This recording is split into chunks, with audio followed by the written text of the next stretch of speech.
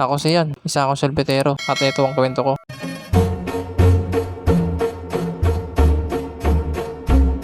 Ngayon araw nga wala akong tinda kasi yung gulong ko kukulayan ko. Pupunta nga ako ngayon sa palengke para bumili ng pangkulay. Habang palabas nga ako ng iskinita namin.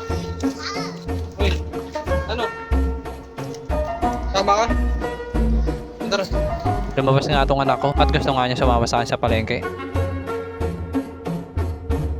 Nandito na nga kami ng anak sa palengke ng Langaray at naghahanap nga ako dito ng hardware kasi doon ako bibili ng pintura. At eto nga meron na ako nakita kaya pinuntahan na namin ng anak ko. Malapit na nga kami sa hardware. Nandito na nga kami ng anak ko sa hardware at bumili na rin ako ng pintura. Kaya kinuha ko na tong wallet ko para kumuha ng pambayad. Yung nakakuha na nga ako ng pera sa wallet ko, inabot ko na nga tong bayad ko. Yung nabot ko na nga yung bayad ko, kinuha ko na tong pinturang binili ko. At eto na nga meron na akong gagamitin. Binigay na nga sa akin yung sukli. Yung pagkakuha nga ng sukli, umalis na kami ng anak ko. Nakauwi na nga kami ng anak ko at lumabas nga ako para umanap ng pwesto. Meron na nga nakita kaya pumasok ulit ako para kunin itong pinturang binili ko. At eto nga dito nga pipinturahan yung gulong ko. Kaya iniwan ko muna itong pintura at pumasok nga ulit ako para kunin naman yung gulong na pipinturahan ko. Nakalabas na nga ako at tinabi ko na dito yung gulong ko. Bumalik nga ulit ako sa loob kasi kailangan ko ng tubig. Nakakuha na nga ako ng tubig kaya lumabas na ako. At tinabi ko na dito kung saan ko pipinturahan tong gulong ko. Inayos ko na nga yung mga gagamitin ko. Kailangan ko kasi pinturahan to kasi sa 17 meron akong birthday na pupuntahan. Pwede yung dumi nito.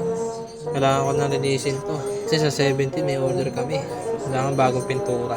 Sinimulan ko na nga ito linisin tong gulong ko. Sinabon ko muna nga para matanggal yung mga putik-putik. Kasi kung pipinturahan ko to na hindi nalilinis, baka masayang lang yung pintura. Kaya kailangan linisin ko muna to para pag pininturahan ko na, hindi masayang yung pintura ko. At ito nga inaayos ko yung paglilinis. Tinatanggal ko talaga na maigi yung mga putik. Ang tagal ko rin hindi nalinis to. Siguro mga ilang buwan din. Kaya ngayon araw nga meron ng pagkakataon, nilinis ko na tong gulong ko. Natapos ko na linisin tong isang gulong ko. Kaya tinabi ko muna dito para patuyuin. Binalikan ko na nga yung isang gulong para ayun naman yung linisin. At ito nga kinuha ko na yung gulong ko. At sinimulan ko na yung paglilinis ng gulong ko. Baka nga hindi ko naliyain to kasi marumi lang naman to. Papatungan ko na lang siya para magmukhang bago ulit. Nangalay na ako sa paglilinis ko kaya naisipan ko umupo na. At eto nga hindi ko alintana yung dumi ng saik para nakaupo lang ako sa kwarto namin. At eto nga sa wakas natapos ko na ito linisin gulong ko. Kaya tumayo na ako at tinabi ko muna dito sa gilid kasama ng unang nalinis ko na gulong. At sakto nga umaraw na kaya mabilis matutuyo to. At eto nga pinapatuyo ko na lang yung gulong ko. Yung mga boss, ipinturahan na natin yung gulong natin.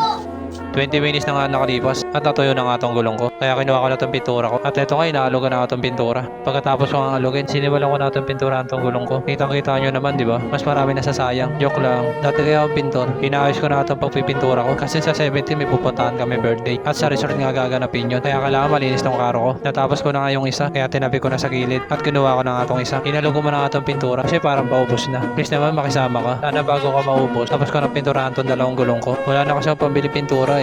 At eto nga nakasama yung pintura. Natapos ko na rin isang gulong ko. At tinabi ko na nga dito. At sa wakas nga natapos na ako sa ginagawa ko. Pinapatuyo ko na nga lang yung gulong ko dito. Naglipit na nga ako kasi tapos na ako sa ginagawa ko. Nilinisan ko nga yung pwesto ko. Baka kasi meron magalit. At eto nga pinasok ko na rin tong gulong ko. Kung gusto mo pala yung kwento ko, pakilay naman siya ka-share. Pakipollow na rin ako. Hanggang dito na lang. Salamat.